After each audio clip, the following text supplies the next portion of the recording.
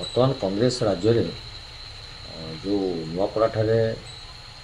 दिवंगत विधायक राजेंद्र फड़कियांकर मृत्यु पर जो निर्वाचन आसु उपनिर्वाचन ए कांग्रेस सदा सर्वदा प्रस्तुत रही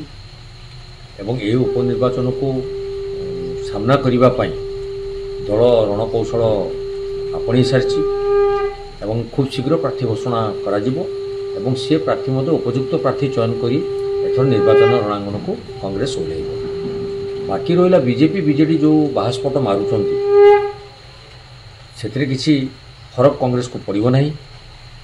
कहीं निर्वाचन तारीख घोषणा होगा पूर्वर आमर प्रिय नेता प्रदेश कांग्रेस कमिटर सभापति भक्तचरण दास महोदय एबे नुआपड़ा ठारे ही अछंती एवं नुआपड़ा गस्त करी से विभिन्न जो समस्या गुड़िक रही एवं जल को एकत्रित करने मोटरसाइकल रैली ठारू आरंभ कर विभिन्न कार्यक्रम से चालू रखिंट एवं जनसंपर्क समावेश से बर्तमान से कार्यक्रम कर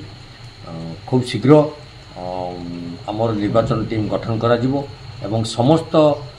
नेतृवर्ग जाई किपरि भावे आम नुआपड़ा ठारे विधानसभा निर्वाचन को उपनिर्वाचन को आम सामना करूँ से समस्त आम जत्नवान होइछु एवं खूब शीघ्र यार फल प्रकाश पाइबा आपने निश्चित जानीपर।